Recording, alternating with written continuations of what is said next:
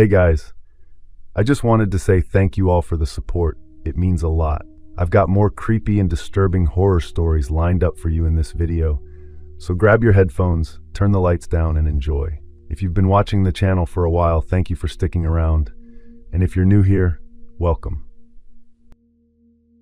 I'm from Texas originally, not born there, but I lived there most of my adult life. This happened like 4 years ago. Me and my girlfriend at the time had been renting this house for way too long, so we started talking about buying land because everybody around there always says land is the only thing they aren't making more of. And in some of those smaller Texas towns, you can still find acreage pretty cheap if you don't care about being far from things. We ended up buying around 5 acres out in a wooded area 50 minutes outside the nearest decent-sized town. I'm not going to say where because I still own the property, but I haven't touched it in a long time. It was basically raw land. Thick trees, brush, uneven dirt, old stumps, all that. There wasn't even a proper road going into it. It was this rough trail that looked like somebody used it years ago with 4-wheelers. We weren't rich at all. We just saved for years and figured we could slowly fix the property ourselves. Maybe put a trailer on it first, then eventually build something small. We were excited about it. It started out as something we were proud of. We mostly just walked around the property trying to figure out where everything would go, where the driveway should be, where the house could sit, all that stuff couples talk about when they think life's finally moving somewhere good. The property backed up against a huge stretch of woods too, undeveloped private land that went on forever. Standing there, you couldn't hear roads. The thing that mattered most first was clearing a path wide enough to get my truck deeper into the property, because at the time I could barely squeeze it through without scraping both sides. So I spent a few weekends cutting smaller trees and dragging brush out of the way. It was exhausting. Texas heat in the summer is different when you're doing physical work outside all day. You sweat through your clothes in an hour, and your boots get full of dirt and stickers. My girlfriend came out with me sometimes, but not every time. The land, it just felt isolated. The day this happened, I was alone. She had to work a Saturday shift. I remember leaving early because Texas heat gets brutal after noon, and I wanted to get a few hours in before it got unbearable.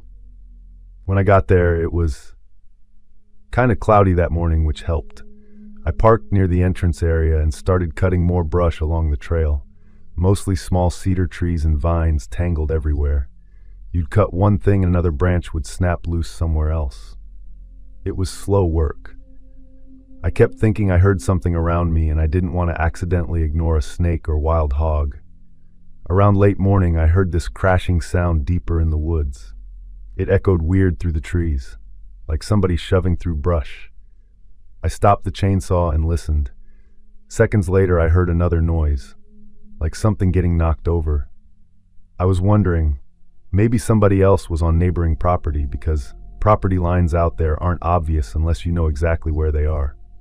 Curiosity gets you sometimes, especially when you're alone in the woods, already sweaty and irritated and trying to figure out your own property. I started walking toward where the sound came from. I didn't go straight in because the brush was thick. I kind of moved around through thinner areas. Woods sound different when something's wrong. You notice it after. Eventually, I came across this little clearing. It wasn't natural. It's like somebody cleared brush manually. And there was a tent there. It was one of those cheap dark green tents you'd buy at Walmart, half collapsed on one side. There was a blue tarp tied between 2 trees above it like someone was trying to keep rain off. Trash everywhere around it. Plastic bags, food wrappers. Maybe homeless people had been using the land. Which isn't uncommon. I got annoyed because now I'm thinking, great, now I got to deal with somebody living on the land too. I yelled again, asking if somebody was there. Nothing answered. The tent flap was partly open already, so I looked inside. That's where things started feeling wrong. There were clothes in there, mostly women's. There was also this strong smell inside the tent. I figured somebody dumped trash there years ago, and whoever stayed there collected random junk. There was a case of bottled water near the entrance, and one bottle sitting upright beside the sleeping bag. Condensation was still on it. it immediately changed how I felt. Because suddenly, this wasn't abandoned. There was also a lighter sitting on this upside-down bucket beside the tent entrance, and it looked recently used. One of those cheap, clear lighters with soot blackening the top. I noticed there was barely any dust inside the tent. Stuff looked disturbed recently, like somebody had just stepped away. I backed out quick. I felt like I shouldn't be standing there. I told myself I'd come back later, maybe with another person, and clean it out properly. But walking back toward my truck, I started getting that feeling somebody was watching me. It's hard to explain. I just kept catching movement in the corner of my eye between trees. Little branch movements. And every time I'd stop walking, it would stop too. I tried acting normal about it because I didn't want to freak myself out. I went back to clearing brush and started the chainsaw again. But after 10 minutes, I heard movement again behind me. I shut the saw off real fast and turned around, but didn't see anyone. Heard another step somewhere off to my right. I remember getting angry, started thinking some guy was screwing with me on purpose. So instead of going back to work, I started walking toward where I heard it. I moved slower this time, trying not to make noise myself. The woods there had these low hanging branches everywhere and dead leaves all over the ground, so it wasn't easy. I kept stopping and listening. A couple times I thought I saw movement ahead, but couldn't tell if it was branches blowing. I got close enough to see the tent clearing again through the trees, and somebody was standing there, half behind a tree, almost like he ducked back when he saw me looking. It was a man. His face had some kind of cloth wrapped around the lower half of it, like a t-shirt tied up quickly, like he threw it on fast after hearing me coming. We stared at each other. I yelled at him immediately, told him this was private property and he needed to leave. I tried sounding tougher than I felt because something about him scared the hell out of me. It was the way he stood there still. Most normal people would explain themselves. He just stared and stepped backward into the trees. When he moved, I saw his hand. There was definitely metal catching light. Every alarm in my head went off. I turned and started heading back toward my truck. I didn't want to trigger something stupid if he was just some unstable guy camping there. I heard him behind me. He was crashing through brush. I saw him coming between the trees holding a knife. I took off running after I saw the knife. I didn't act tough anymore because once I saw him moving toward me like that, my brain just switched over completely. It was bad news. I mostly remember the way he was running, weirdly fast through all that brush, like he'd been moving through those woods forever and knew exactly where everything was. I remember breathing so hard my chest hurt because it was hot and I'd already been working for hours. At one point it sounded closer, then farther. I looked back and saw him still moving. That scared me because he wasn't sprinting full speed. He was keeping pace, like he knew I wasn't getting away on foot. I saw my truck through the trees and just ran harder. My keys were luckily already in my pocket because if I'd had to search for them, I really think he would have reached me. And right after I locked it, I saw movement come out from the woods behind me. The man stopped near the edge of the trees. I remember his shoulders moving from breathing hard. The cloth was still over his face, and the knife was hanging down at his side. He stepped back into the woods again. I reached the little county road. Then I pulled over and called 911. The property was still mostly undeveloped. I gave road names and explained where the entrance trail was. She asked if I was injured and I said no, but there was a man with a knife on my property. I was convinced he somehow followed me out. You know the cops, I could already tell from their faces they thought it was just some homeless guy camping out there. Which maybe it was. I don't know. The tent was still there. They found footprints everywhere, but that didn't mean much because obviously I'd been walking around too. The deputy asked if I touched anything inside and I said barely. Just looked. He went through the tent with gloves on and started pulling things out. More clothes than I originally noticed. Women's. There were purses, empty wallets, makeup bags, random stuff. They searched the area a while longer, but never found the guy.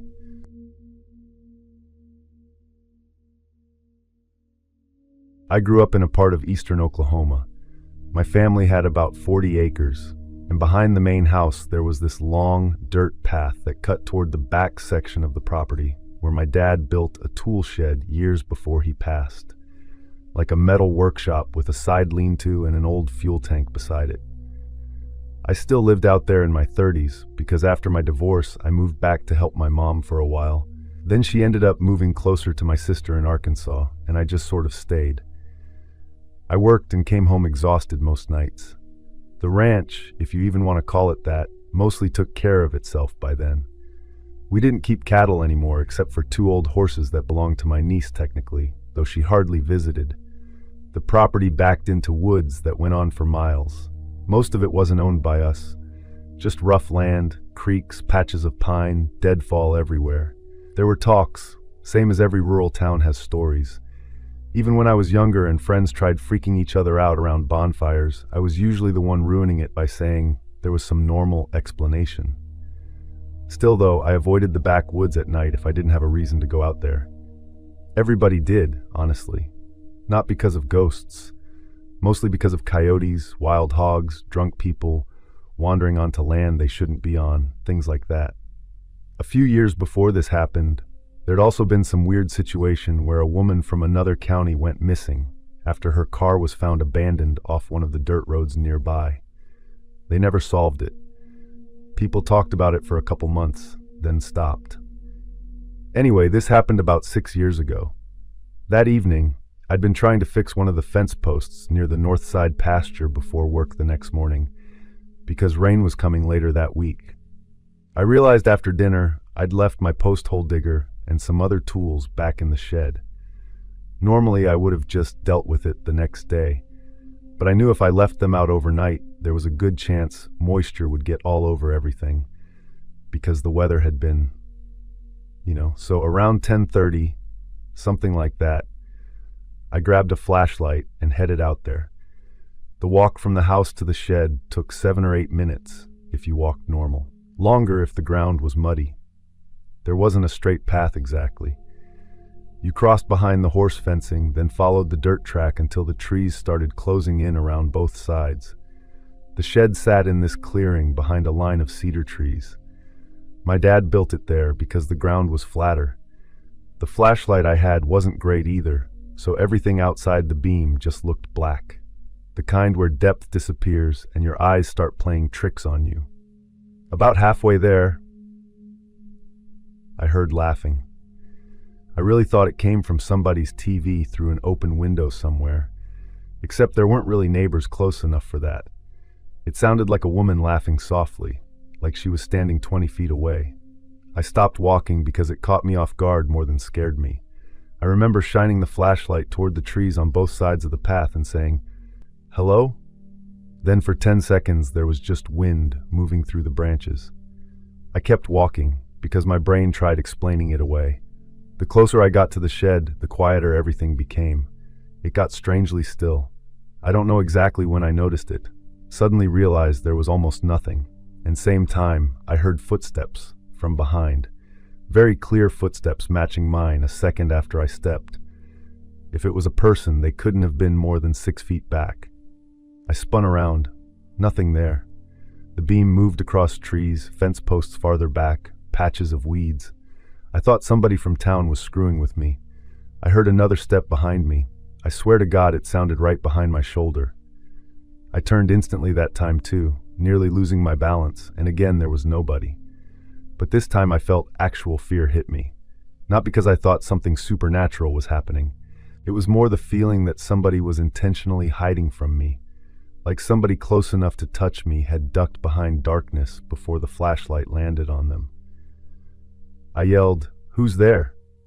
And no reply. I decided I was grabbing the tools and getting back to the house. I didn't want to stand out there trying to investigate. I walked quicker the rest of the way and unlocked the shed door. The hinges always made this horrible metal squeal, no matter how much oil I used on them. I flicked on the overhead light, but it took a second to come alive because the wiring out there sucked. The shed looked fine. I remember calming down once I got inside because walls make people feel safer. I found the post hole digger leaning near the back corner and started looking for the other tool I left, this steel clamp thing. I was muttering to myself because I couldn't find it anywhere, and I heard something outside again. This was like fabric. The side door of the shed had this small square window made from cloudy plastic because the original glass cracked years earlier. You couldn't see clearly through it at night, only shapes mostly. I thought somebody was standing outside the door. I remember every single hair on my arm standing up all at once because it looked like a woman. Even through the cloudy plastic, I could tell it was shaped like a person standing perfectly still, facing inward. She looked tall. What I remember most was the color. Red, like really dark red clothing or dress fabric hanging straight down. At the time, my brain thought blood, even though logically it was probably just the color itself messing with me under that weak yellow light. I couldn't move for probably 3 or 4 seconds. It was like somebody peeking. I shouted, "Hey!" really loud and grabbed the nearest thing off the bench. The figure stayed there. I took 2 steps toward the door and the shape moved sideways out of view so quickly it almost didn't look real. It wasn't supernatural fast, that's the thing, but it moved silently. I heard no footsteps that time. I rushed to the side door and shoved it open hard enough it slammed against the outside wall. Nobody. I swept the flashlight everywhere, around the fuel tank, behind the shed, toward the tree line. But then from somewhere out in the woods to the left, I heard that same laughing again. I don't know for sure. I backed into the shed, and something hit the outside wall of the shed. There was another exit through the back of the shed leading toward the pasture side, and I ran out through there, carrying basically nothing except the flashlight. Didn't even grab the tools I came for. I just ran, and I did hear movement behind me while I ran. I know I did. Maybe parallel to me inside the trees. But every time I turned the flashlight, I saw absolutely nothing. I made it back to the house completely out of breath and slammed the back door. The picture frames rattled sideways on the wall. I looked through the blinds toward the backyard and the fencing beyond it.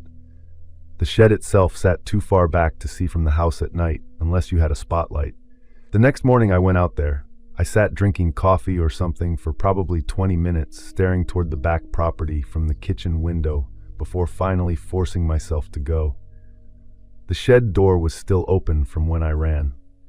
My flashlight batteries were weaker by then, so I grabbed another one from the workbench and started looking around outside. There wasn't much to see.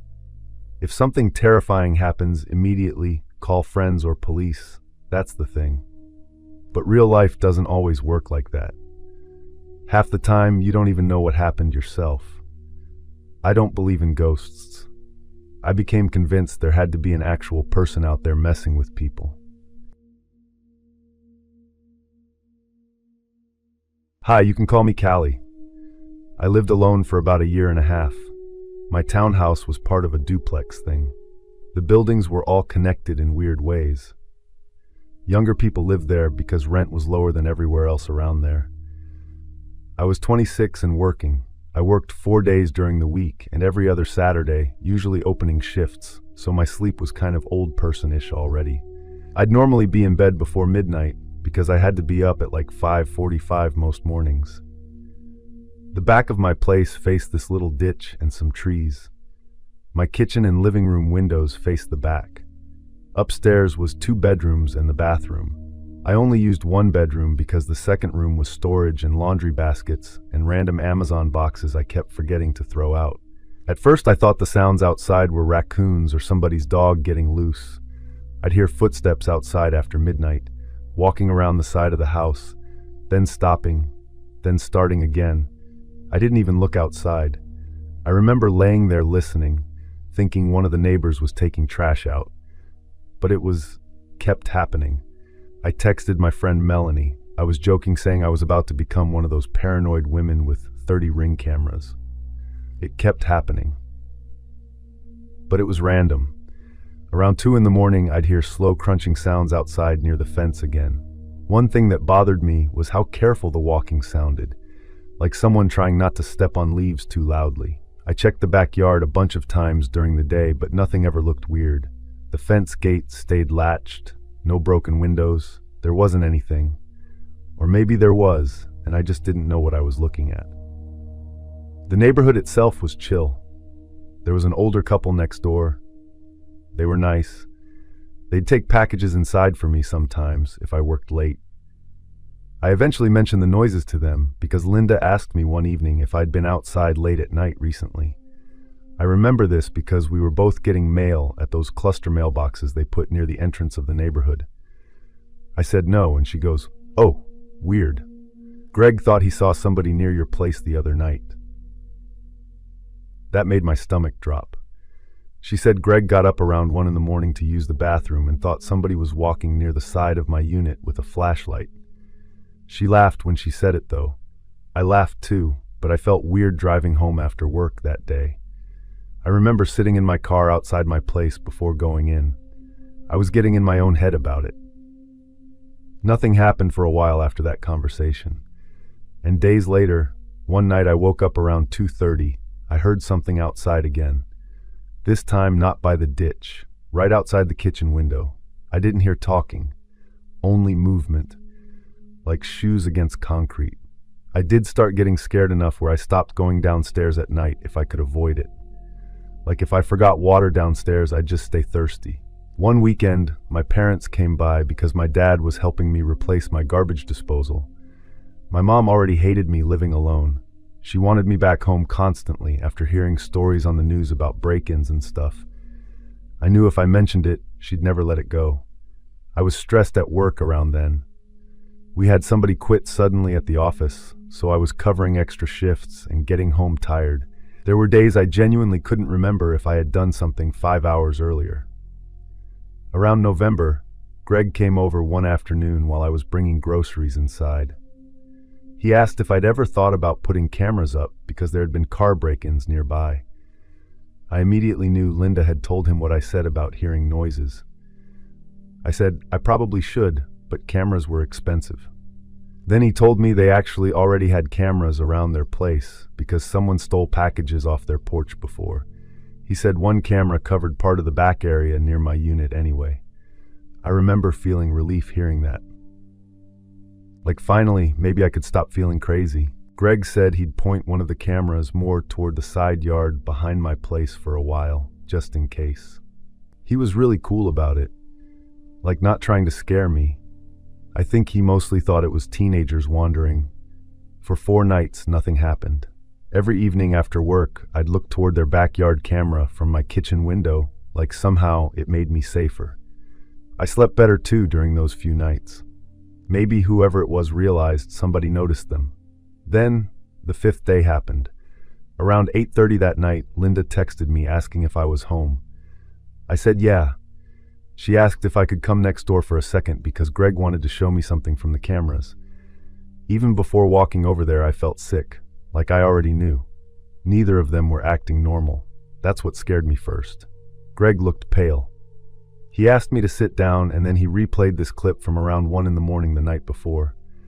I saw somebody walking slowly along the side of my place. He wore dark clothes and some kind of hat or hood. Trees blocked some of the view, but you could see him stop near my back patio door. Then Greg paused the video and zoomed in. The man reached into his pocket and unlocked my back door. I swear I stopped breathing watching that. He unlocked it like he had a key. The guy looked around once before going inside. Then nothing happened for almost 2 hours. The footage just showed my dark backyard and the closed door. At 3:11 a.m., the man finally came back out. He shut the door behind him and walked away toward the ditch. I remember realizing something in that moment that made me feel physically cold all over. I had been home that night. As soon as that hit me, I asked Greg to replay the timestamp again because I thought the date was wrong. But it wasn't. I was upstairs asleep while some stranger was inside my house for almost 2 hours. I couldn't even really think straight after that. I just kept asking if they could tell who it was, and Greg said no, because the angle never showed the guy's face clearly enough. I started checking everything downstairs. Cabinets, windows, then upstairs. When I walked into my bedroom, the blankets, there were these dirt smudges near the bottom corner, like dusty streaks from shoes. The bathroom door was wide open, wider than I ever leave it, and there were clothes on the floor that I knew had been inside my laundry basket earlier because I remembered dumping work scrubs into it before bed. A couple things missing. Not expensive stuff, which made it creepier. Let's say, some clothes. I called 911. Nothing was there. They searched the whole house. No signs somebody was still inside. No forced entry, which became the biggest issue immediately. They kept asking who else had keys. I gave them every name I could think of. My parents had one emergency key, but they lived over an hour away. Maintenance supposedly kept copies too, but management claimed all keys were secured and tracked or whatever. I started thinking about every stupid little thing from the previous year. Every time I left keys at a gym counter or handed them to a mechanic or dropped my purse somewhere at work for a minute, you start replaying your whole life trying to figure out when somebody could have copied a key. Once they watched the guy unlock the door and go inside for 2 hours, everybody got serious. They asked if I was positive I was home that night, and I almost snapped at him. Because yeah, obviously I was home. I had work the next morning. I remember exactly what I did that night too, which means at some point while I was asleep upstairs, there was a stranger walking around downstairs. Or upstairs too. I don't know. No one knows who he was.